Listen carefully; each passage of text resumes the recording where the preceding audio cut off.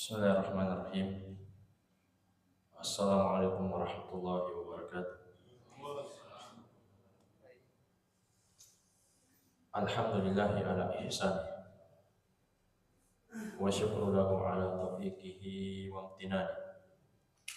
Wa asyhadu an la ilaha illallah wahdahu la syarika lah ta'dhiman li sya'nihi.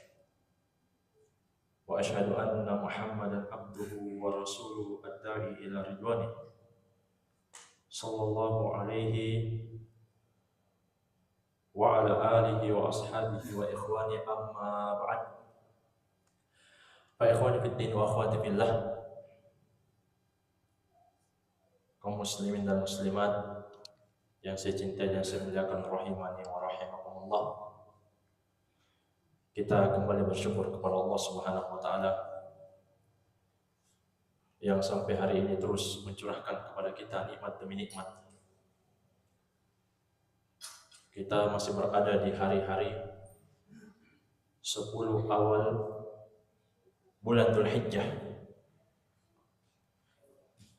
Sekarang kita memasuki tanggal 5 Dzulhijjah. Dan Allah Subhanahu wa taala berfirman, "Wa layalin 'ashar." Dan demi malam-malam yang ke-10. Apa yang dimaksud dengan malam-malam yang ke-10 jamaah sekalian? Kata Syekh Al-Mufassir Abdurrahman bin Nasir As-Sa'di rahimahullah dalam tafsir beliau, maksudnya malam-malam yang ke-10 yang sahih dari pendapat para ulama adalah 10 malam terakhir bulan Ramadan dan 10 awal bulan Dzulhijjah. Itu pendapat yang sahih. Jadi walayalin 'ashar mencakup 10 akhir Ramadan, 10 malam terakhir Ramadan, dan mencakup 10 hari awal bulan Dzulhijjah. Dan jamaah sekalian, tidak mungkin sesuatu itu tidak istimewa kalau Allah gunakan bersumpah. Pasti sesuatu itu sesuatu yang besar. Sampai-sampai ulama beda pendapat. Yang mana yang lebih afdal? 10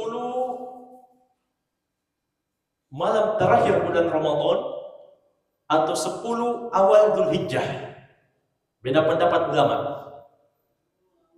Ada yang mengatakan lebih afdal 10 malam terakhir Ramadan, ada yang mengatakan lebih afdal 10 awal bulan Dzulhijjah. Maka Imam Ibnu Qayyim rahimahullah dalam Zadul Ma'ad, beliau memiliki pendapat yang sangat bagus. Pendapat pertengahan yang dengannya hilang perselisihan. Beliau sebutkan kalau ditinjau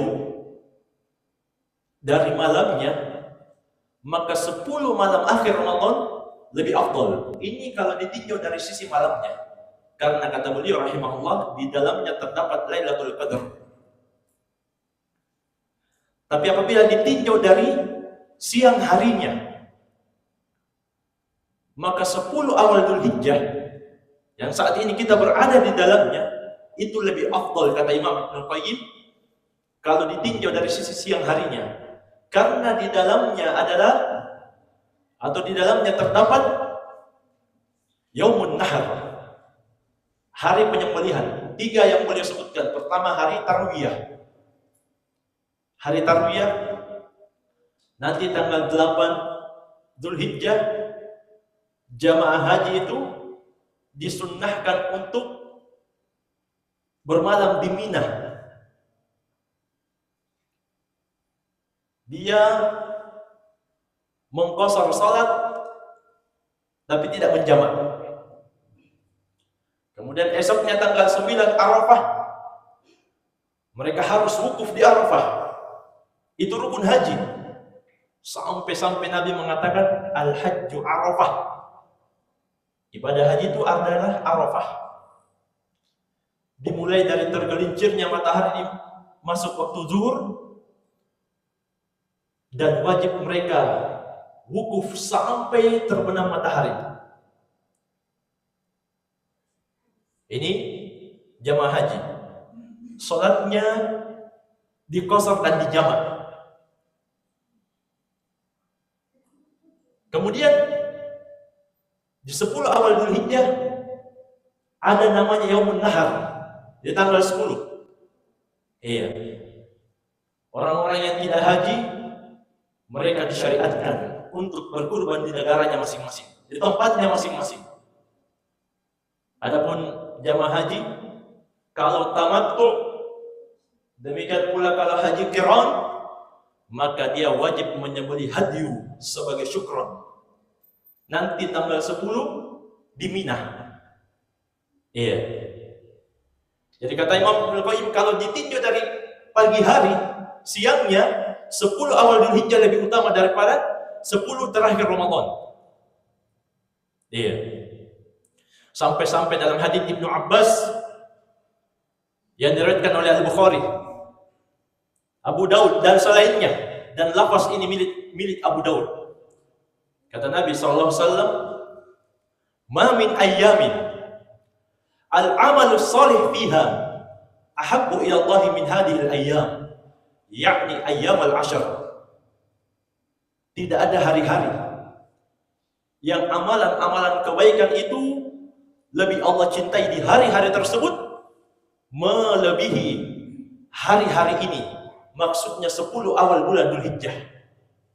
Jadi jamaah sekalian, sholat maghribnya kita malam ini, demikian pula duduk-duduknya kita untuk menuntut ilmu, untuk mendengar ayat-ayat Al-Quran dan hadis, itu lebih Allah cintai dibanding hari-hari yang lain. Sampai-sampai sahabat tanya, "Ya Rasulullah, walal jihadu fi sabilillah?" Tidak pula dikalahkan oleh jihad di jalan Allah. Padahal jihad itu jamaah sekalian ibadah besar untuk menegakkan kalimatullah dan untuk menjaga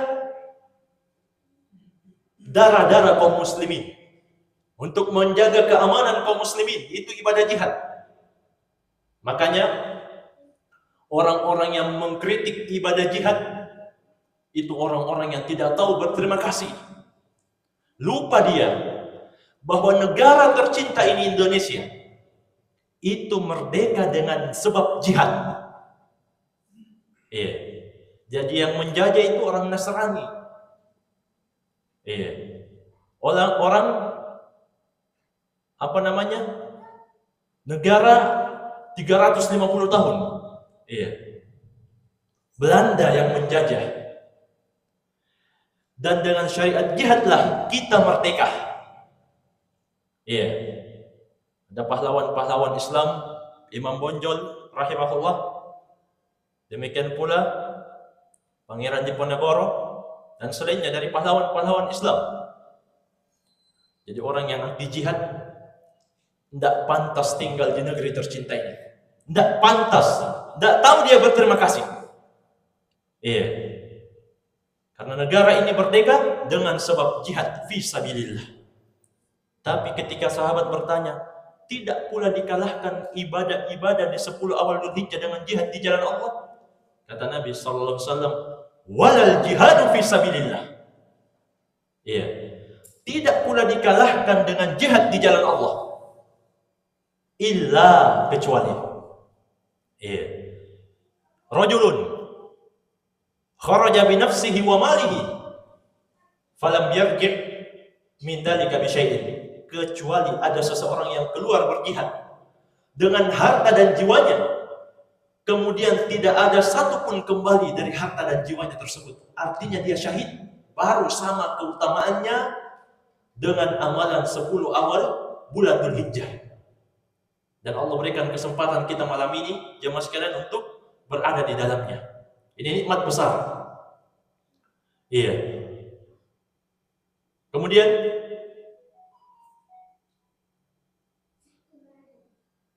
kita akan membahas secara ringkas fikih kurban. Karena jamaah sekalian, kurban itu ibadah. Harus terpenuhi dua syarat. Kata Syekh Ibnu Baz rahimahullah, wa annal a'mal la tuqbal illa bil amrain. Semua amalan itu tidak akan pernah diterima kecuali dengan dua syarat. Syarat yang pertama, al-ikhlasu lillah. Ikhlas dilakukan hanya untuk Allah Subhanahu wa taala. Karena Allah Subhanahu wa taala. Ini syarat semua ibadah, termasuk ibadah kurban. Kemudian syarat yang kedua, al-mutaba'atu li Rasulillah sallallahu alaihi wasallam. Mengikuti sunnah Rasulullah sallallahu alaihi wasallam, artinya sesuai dengan dalil. Ada contoh dari beliau. Iya, bagaimana kurbannya Nabi? Usianya, jenisnya, kapan disembelih? Itu semua harus ada dalilnya sesuai dengan petunjuk Nabi Muhammad SAW. Kalau tidak, tidak akan diterima jamaah sekalian. Semua ibadah harus memenuhi dua syarat ini. Kemudian kata Al-Bukhari juga, babul ilmi qabla al-qawli wal amali. Bab berilmu dulu sebelum berucap dan beramal. Jadi jamaah sekalian, sebelum kita beramal, sebelum kita berkurban, kita harus tahu dulu ilmunya. Iya. Jangan sampai yang kita kurbankan anak sapi. Iya. Atau yang belum sampai usianya. Ini dibahas dalam buku-buku fikih. Iya. Insyaallah taala dalam waktu yang ringkas ini kita juga meringkas. Iya, seringkas-ringkasnya. Kurban al-udhiyah secara bahasa, hiya dzabhul udhiyah waqtat duha. Kurban secara bahasa adalah menyembelih hewan kurban di waktu duha. Waktu duha itu kalau matahari sudah terbit setinggi satu tombak, itu waktu duha. Iya. Kalau matahari baru mau muncul, belum terbit penuh, maka itu termasuk waktu yang terlarang untuk sholat. Belum masuk waktu duha. Ini secara bahasa. Secara syariat, kurban itu bermakna ma yutbah minal ibil awil bakar awil banam awil ma'zi taqarruban ila Allah Ta'ala yaumal id. Hewan yang disembelih jenisnya dari unta atau sapi atau kambing, taqarruban dengan maksud untuk mendekatkan diri kepada Allah Subhanahu wa taala di hari Id, di tanggal 10. Iya. Karena itu jamaah sekalian, syariat kurban ini berdasarkan Al-Quran, As-Sunnah, dan ijma' ulama.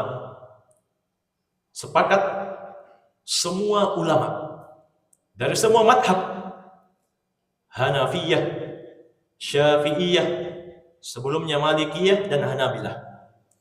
Tidak ada yang protes dengan ibadah kurban kecuali orang-orang liberal. Iya, kata mereka ini sok bijak. Kata mereka orang-orang liberal, seandainya hewan-hewan kurbannya itu disedekahkan saja. Subhanallah. Iya. Setiap ada amalan kaum muslimin dan ada momen untuk menjatuhkan Islam dan kaum muslimin, maka orang-orang liberal akan muncul. Dan orang-orang liberal ini adalah kaum munafikin.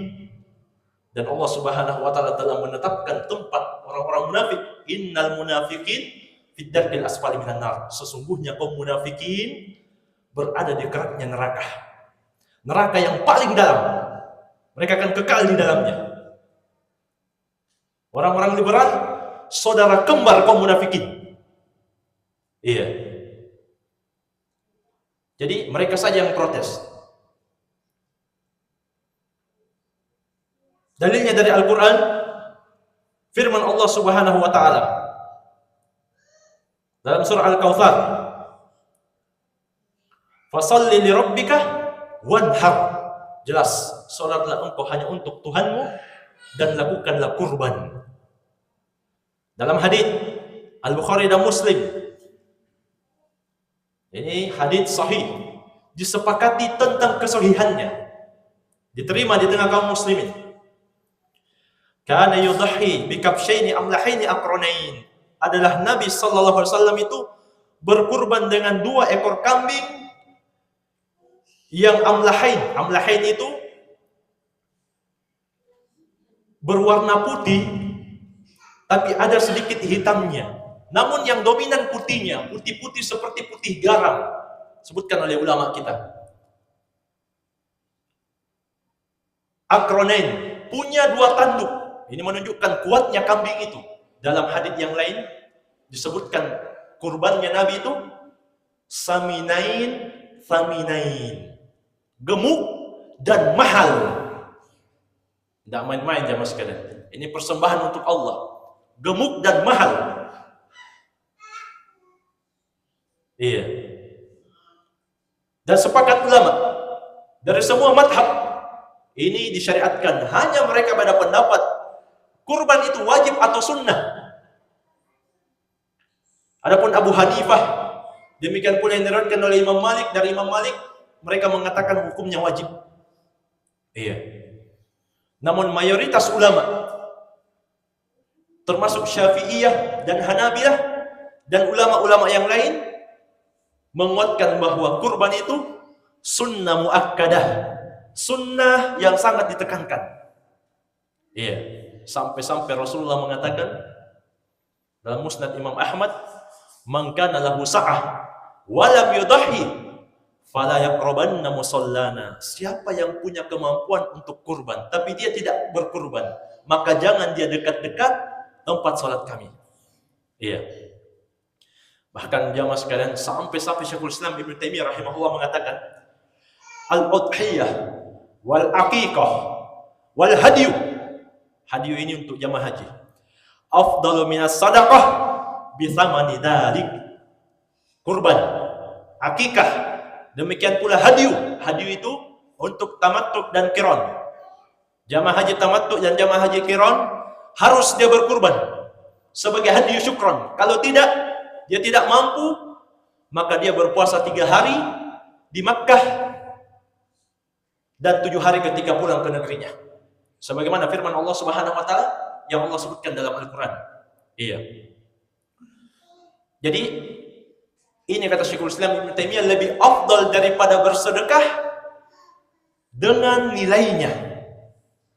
Iya, jadi misalnya ada orang yang sekolah atau kerja di luar kota, tidak bisa pulang di Idul Adha nanti. Katanya lebih bagus saya sedekah saja Ustaz. Iya, karena saya lagi di luar kota. Maka kita katakan kurbanmu lebih afdal daripada bersedekah senilai hewan kurban. Bahkan kata Syekhul Islam Ibnu Taimiyah, wa ta'khudul mar'ah min mali zawjiha ma tudhi bihi an ahlil bait. Kalau perlu seorang wanita mengambil harta suaminya, kemudian dia kurbankan, dia niatkan satu keluarga. Jadi kalau ada wanita yang punya suami pelit, iya, seke, punya uang, iya, tapi dia tidak mau berkurban, dia hanya mau menunggu daging kurban, iya, dia tidak mau berkurban, dia hanya mau menunggu daging kurban. Maka kata Syekhul Islam Ibnu Taimiyah rahimahullah, boleh dia mengambil uang suaminya, iya, untuk dipakai kurban dan dia niatkan satu keluarga. Jadi satu kambing itu cukup untuk satu keluarga. Demikian pula satu ekor sapi atau bersyarikat dalam satu ekor sapi 7 orang, itu semua cukup diniatkan untuk satu keluarga. Sebagaimana disebutkan dalam hadis, kana rajul ala ahdin Nabi sallallahu alaihi wasallam yudhi bisyah an nafsihi wa an ahli baitihi Fayakuluna wa yut'imun. Dulu ada laki-laki, dulu ada orang di masa Nabi berkurban 1 ekor kambing untuk dirinya dan dia ikutkan juga keluarganya, kemudian dia makan dan dia juga bersedekah dengan daging tersebut, dan Nabi tidak protes, Nabi tidak ingkari, berarti boleh. Iya, 1 kambing untuk 1 keluarga. Bahkan kalau ada yang ikut kurban bersyarikat, kepala rumah tangga ikut berkurban bersyarikat misalnya dalam 1 ekor sapi, maka dia ikutkan keluarganya, itu sudah cukup. Iya. Namun yang tidak boleh memotong rambut, kuku dan kulitnya hanyalah yang mengeluarkan uang, harta. Sebagaimana dalam hadis Ummu Salamah radhiyallahu anha, Rasulullah SAW mengatakan, "Idza dakhalatil ashr wa arada ahadukum ayyudhiya fala yamassa min sya'rihi wa basyarihi syai'an." Apabila sudah masuk 10 Dzulhijjah dan salah seorang di antara kalian berniat untuk kurban, maka jangan dia potong rambutnya, rambut apa saja umum. Demikian pula jangan dia hilangkan kulitnya, dia cabut-cabut kulitnya. Dalam hadis yang lain, min dhufrihi, jangan dia cabut kukunya. Dan kata Syekh Ibnu Utsaimin rahimahullah, asal dalam larangan itu bermakna haram. Kalau kita belajar usul fikih, al aslu fin nahyi at-tahrim. Asal dalam larangan bermakna haram. Tidak boleh kita katakan, oh tidak, di situ hukumnya makruh. Mana dalilnya yang memalingkan larangan ini ke makruh? Harus dia datangkan dalil. Karena dalam syariat, asal dalam larangan bermakna haram, tidak boleh. Kecuali ada dalil yang memalingkannya. Iya. Kemudian jamaah sekalian, rahimani wa rahimakumullah.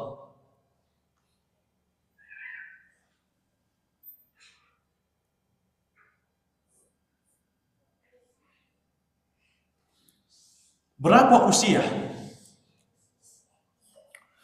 Berapa usia untuk unta, sapi, kerbau juga masuk kategori sapi ya, sebutkan oleh ulama kita. Kerbau masuk kategori sapi. Jadi kalau ada yang mau kurban kerbau, boleh. Iya, yang penting jangan kuda. Karena tidak masuk dalam hitungan bahimatul an'am. Iya, tidak pernah juga dinukil dari para sahabat ada yang menyembelih kuda, padahal mereka semua punya kuda. Iya. Jadi unta, sapi, dan kambing. Dalam hadis riwayat Muslim dari Jabir radhiyallahu anhu, Rasulullah SAW mengatakan, la tadbahu illa musinnah. Jangan kamu menyembelih kecuali musinnah. Apa itu musinnah jemaah sekalian? Musinnah, kalau musinnah dari unta umurnya 5 tahun. Kalau musinnah dari sapi umurnya 2 tahun. Kalau dari kambing dia umurnya 1 tahun. Ya, itu namanya musinnah. Dia juga disebut thaniyah. Iya. Illa, kata Nabi, kecuali anta'sura alaikum fatatbahu jada'atan minad dha'ni. Kecuali kalau kamu susah dapat hewan yang musinnah, maka sembelihlah jada'ah minad dha'ni, domba dari jenis jada'ah. Maksudnya ada yang mengatakan domba, jadi beda ya, kambing dengan domba. Kalau kambing yang umumnya kita sembelih untuk akikah. Iya, Pak Abdurrauf. Iya.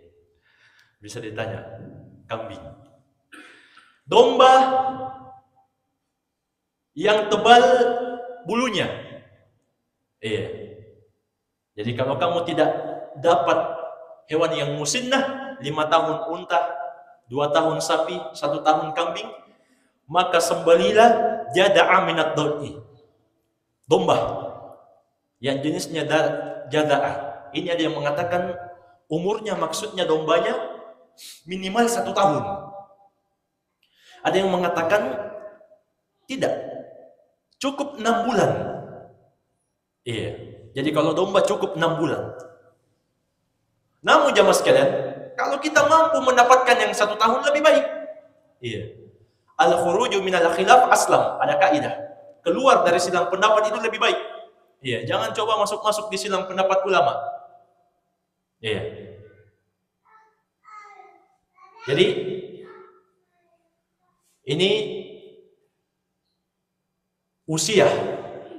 Jadi kalau ada yang berkurban sapi 1 tahun, kambing, bukan domba ya, kambing 6 bulan, maka tidak sah. Walaupun dia ikhlas. Karena kita sebutkan tadi di awal, syarat ibadah harus ikhlas dan sesuai dengan petunjuk Rasulullah SAW. Iya, harus ada dalilnya. Kemudian jamaah sekalian, iya. Kapan waktu penyembelihan? Jadi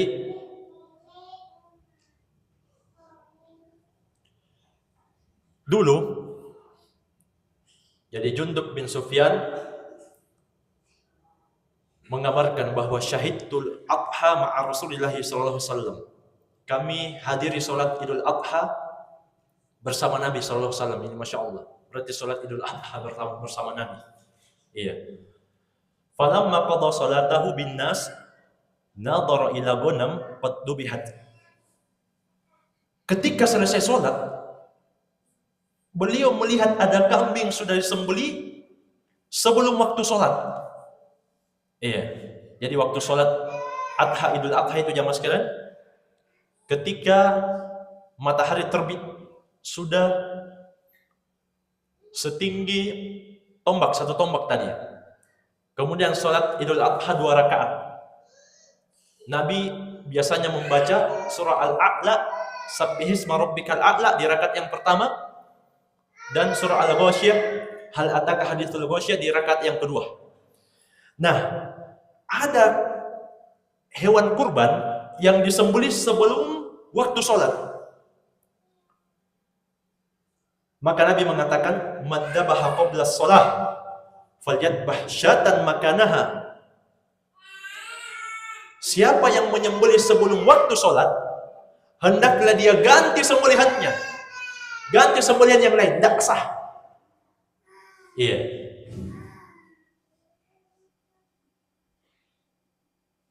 Wa man lam yakun dabaha falyadbah ala ismillah muttafaqun alaih. Tapi siapa yang belum menyembelih ketika selesai sholat, hendaklah yang menyembelih dengan nama Allah. Jadi jamaah sekalian, waktu penyembelihan itu, kata Syekh Abdullah Al-Bassam, dimulai ba'da shalah, setelah sholat. Itu awalnya.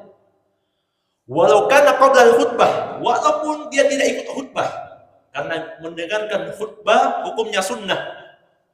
Iya, tapi jangan juga mentang-mentang sunnah pulang semua. Terus khotib, siapa yang mendengar khotib? Iya. Kalau pulang semua. Namun hendaklah dia mempercepat. Jadi awal waktu penyembelihan setelah sholat, walaupun dia tidak dengar khutbah.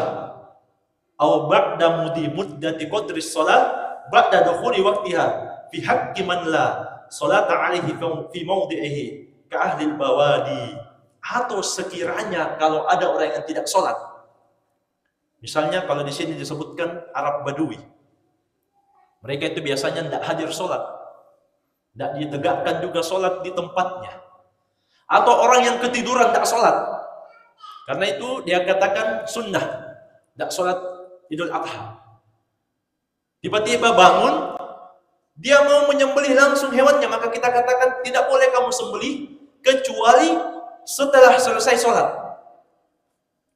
Tapi dia tidak sholat jamaah sekalian, maka kita katakan sebagaimana disebutkan di sini, dia perkirakan berapa lama kira-kira imam sholat dalam membaca surah Al-A'la dan Al-Ghasyiyah. Kurang lebih misalnya kita, kalau imamnya di sini tidak terlalu cepat, tidak terlalu lambat, kurang lebih 10 menit. Berarti dia perkirakan 10 menit setelah waktu duha baru mulai awal penyembelihan. Jangan menyembelih sudah sholat subuh ya. Kenapa menyembelih sudah sholat subuh? Banyak sembelihan Ustaz, biar cepat selesai sebentar. Tidak sah. Kemudian jamaah sekalian, apa namanya? Gimana pembagiannya? Jadi sudah seringkas-ringkasnya, sudah jam 7 lewat. Ini diringkas-ringkasnya. Bagaimana cara penyembelihannya? Pembagiannya. Pembagiannya disebutkan dalam hadits Ali bin Abi Thalib. Atau cara, kurang lebih seperti itu, cara bagaimana cara berkurbannya Nabi. Yang Nabi perintahkan kepada Ali bin Abi Thalib. Kata Ali bin Abi Thalib radhiyallahu anhu, amarani Rasulullah sallallahu alaihi wasallam an aquma ala budunihi. Nabi pernah memerintahkan saya untuk menangani kurban unta-unta beliau. Wa an aqsima luhumaha wa juludaha wa jilalaha 'ala al-masakin wa la uqiya fi jizaratiha syai'an minha muttafaqun alaih. Muttafaqun alaih artinya Bukhari dan Muslim. Disepakati akan sahihnya. Kata Ali, jadi saya pernah menangani kurban-kurban unta Nabi sallallahu alaihi wasallam. Maka saya pun membagi daging-dagingnya, kulit-kulitnya. Demikian pula jilal. Jilal itu pakaian atau handuk-handuk yang terdapat di hewan unta. Pokoknya yang ada kaitannya dengan kurban, saya bagikan, kata Ali bin Abi Thalib, semua kepada orang-orang miskin. Wala u'tiya fi jizaratiha syai'an minha. Saya tidak kasih orang-orang yang menyembelih. Maksudnya jazar, tukang jagal. Tidak diberi sedikit pun juga dari daging. Jadi dia diberikan upah, duit. Tidak diberikan daging. Jangan dagingnya sebagai upah. Jangan dagingnya sebagai upah. Karena itu jamaah sekalian, kata Syekh Abdullah Al-Bassam dalam Syarh Bulughul Maram, anna jazaraha la yu'ta syai'an min luhumiha aw juludiha ala annahu ujratun ala jizaratihi bittifaqil a'immah. Tukang jagal tidak boleh diberikan sedikit pun dari dagingnya maupun kulitnya sebagai ujrah, sebagai gaji untuk pekerjaannya dalam menyembelih. Tidak boleh. Karena jamaah sekalian, daging kurban itu sudah kita wakafkan, serahkan di jalan Allah. Tidak boleh lagi kita jual. Tidak boleh lagi kita jadikan itu sesuatu yang kita berikan kepada tukang jagal sebagai gajinya. Tidak. Bittifaqil a'immah, sepakat para imam. Wa innama yajuzu i'ta'uhu hadiyatan minha in kana boniyan. Tapi jangan bersedih tukang jagal. Masih ada lanjutannya. Boleh dikasih, tapi dengan maksud hadiah kalau dia orang kaya. Aw sadaqatan in kana faqiran, atau sebagai sedekah kalau dia orang miskin. Jadi double. Dapat gaji, dapat juga daging. Maksudnya sebagai hadiah dan sebagai sedekah kalau dia orang miskin. Kenapa kata Syekh? La siyama wa nafsuhu ta'iqatun ilaiha limubasyaratihi laha. Karena yang namanya tukang jagal juga manusia. Dia menyaksikan hewan disembelih kemudian tidak dikasih. Gimana itu rasanya? Iya. Jadi tidak seperti itu. Boleh dikasih tapi sebagai hadiah dan sedekah, bukan sebagai bayaran. Nah sekarang ada pertanyaan, bagaimana dengan panitia? Iya. Panitia kurban. Iya. Ini pernah dibahas juga oleh Ustaz Zul Hafizahullah. Kata beliau, panitia itu kedudukannya sebagai wakil. Iya, jadi panitia di masjid, di luar masjid, dia kedudukannya sebagai wakil. Dan wakil itu ada dua. Wakil yang mendapatkan upah dan wakil yang sukarela. Iya. Kita bisa jadi wakil bapak kita, bisa. Kalau bapak kita lagi di luar kota, kita yang uruskan hewan kurbannya, berarti kita wakil sukarela. Tidak mungkin kita minta upah sama bapak kita. Iya. Itu satu. Ada wakil yang kedua, wakil yang meminta upah. Ini boleh juga. Dia bilang, saya uruskan sembelihannya, saya potong-potongkan dagingnya, bahkan tulangnya saya cincang-cincang, saya potong-potong, pokoknya kita terima beres, tapi saya minta upah. Boleh? Boleh. Iya. Tapi dia berhak atau tidak dapat daging? Tergantung yang punya kurban. Iya. Tergantung. Kalau yang punya kurban mau memberikan kepadanya, misalnya dia wakil sukarela, dia bantu memang tidak ada upah, dia sekedar memfasilitasi, maka boleh dikasih kurban, dikasih daging, dikasih kulitnya, dikasih kontrolnya. Boleh. Jangan lupa ajak jamaah Nur Al-Hamad. Iya. Jadi itu boleh. Kemudian yang terakhir, sebutkan dalam Subulus Salam, setelah jadi tulang, daging, setelah siap dibagikan. Gimana porsinya? Kata Son'ani rahimahullah dalam Subulus Salam, dia bagi athlafan, sepertiga, sepertiga, sepertiga. Thuluthan lid-dikhar wa thuluthan lis-sadaqah wa thuluthan lil-akal. Sepertiga untuk disimpan, sepertiga untuk disedekahkan, sepertiga untuk dimakan. Ini berdasarkan hadits Nabi sallallahu alaihi wasallam, kulu wa tasaddaqu waddakharu. Makan, sedekah dan simpan. Jadi boleh disimpan. Iya. Jangan bilang, masa kamu simpan hewan kurbanmu? Boleh disimpan. Tapi tentunya setelah kita bagikan, setelah kita hadiahkan. Karena dalam hadits Ibnu Abbas, Nabi membagikan tetangganya yang miskin sepertiga, menghadiahkan untuk orang-orang yang meminta sepertiga, memberi makan keluarganya sepertiga. Iya. Kalau ada lebihnya, mau dibikin bakso, boleh. Iya. Boleh. Jadi itu secara ringkas jamaah sekalian. Kemudian di sini disebutkan oleh Syekhul Islam Ibnu Taimiyah rahimahullah bahwa termasuk sunnah dalam Majmu' Al-Fatawa boleh sebutkan, jam'un nas lit-ta'am fil 'idaini wa ayyamit tasyrik sunnah wa huwa min sya'airil Islam allati sannaha Rasulullah sallallahu alaihi wasallam lil muslimin.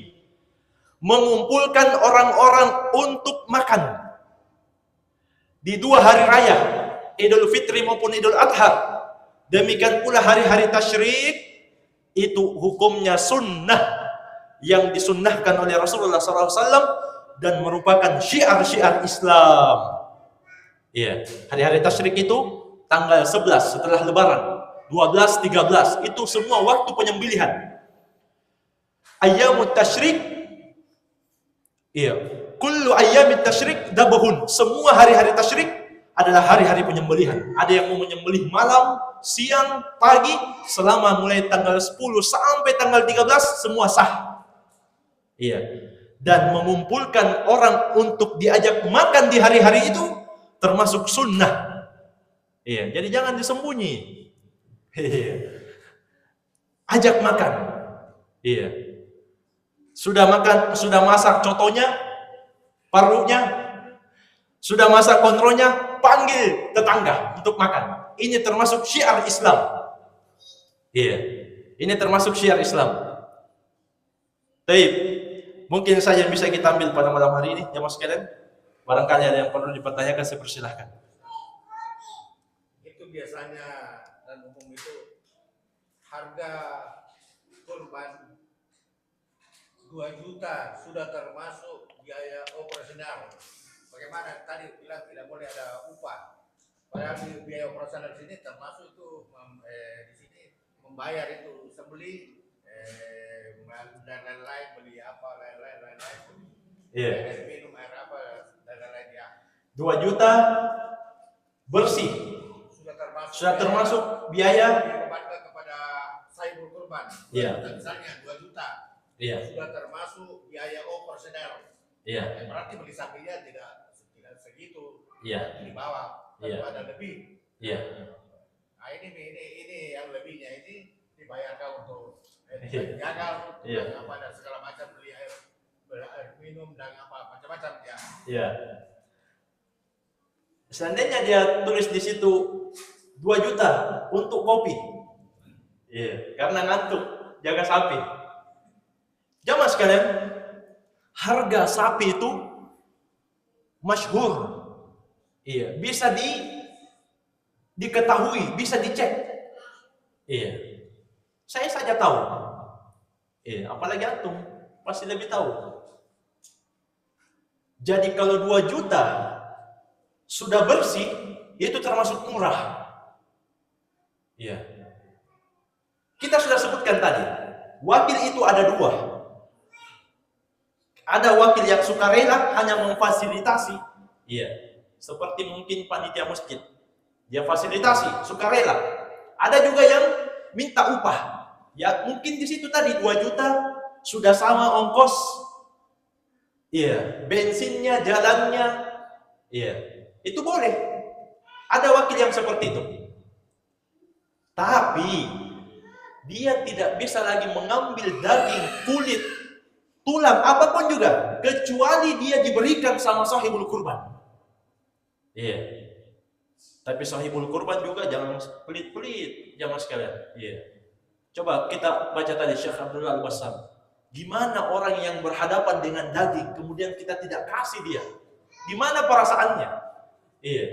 Dan repot jamaah sekalian. Kalau tidak ada lagi yang mau memfasilitasi kita akan kurban sendiri. Repot. Belum tentu semua bisa berkurban. Belum tentu semua, jangankan dia potong-potong, dia kuliti. Menyembelih mungkin lehernya saja belum tentu dia tahu. Iya. Kalau panitia juga sudah biar dia sendiri. Itu kan harus ada kerjasama ta'awun seperti itu. Jadi tidak ada masalah, insyaallah taala. Iya, selama dalam hari yang wajar. Iya. Ini wallahu a'lam. Ada waktu saya persilakan.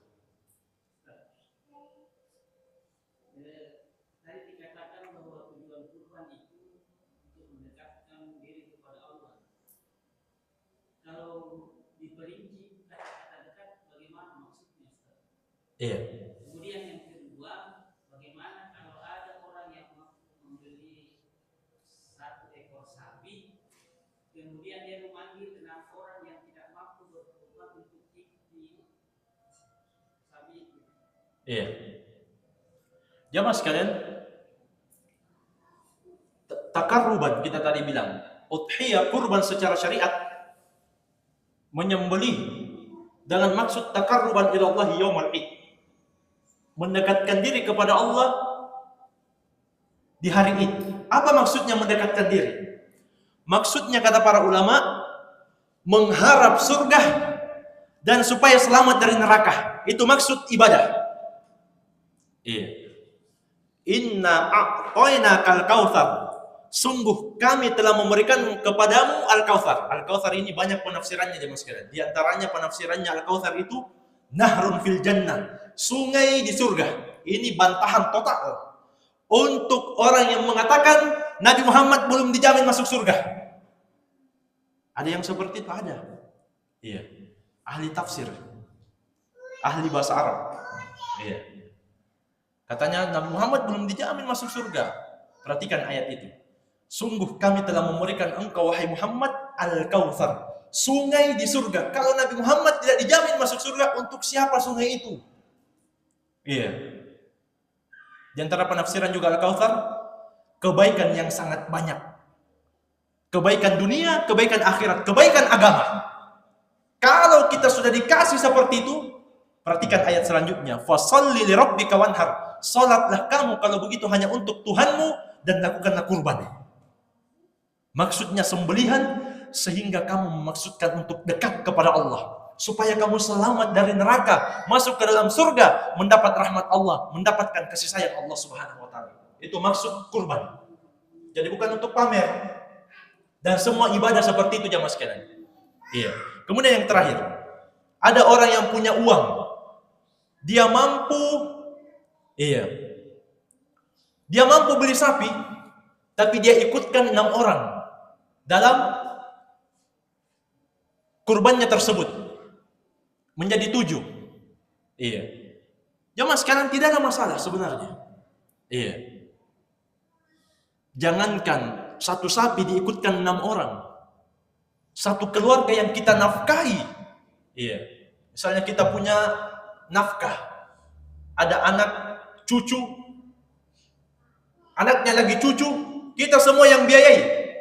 1 ekor kambing kita ikutkan, ini semua cukup. Dalilnya Rasulullah pernah menyembelih kemudian berdoa kepada Allah, taqabbal an Muhammadin wa an ali Muhammadin wa min ummati Muhammadin. Ya Allah, terima kambing ini. 1 kambing jamaah sekalian.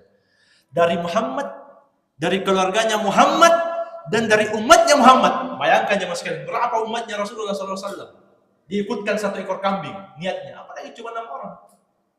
Dan Rasulullah SAW bersabda dalam hadits Umar, innamal a'mal binniyat wa innamal likulli imri'in ma nawa. Sesungguhnya setiap amalan itu tergantung niatnya, dan setiap orang hanyalah akan mendapatkan apa yang dia niatkan.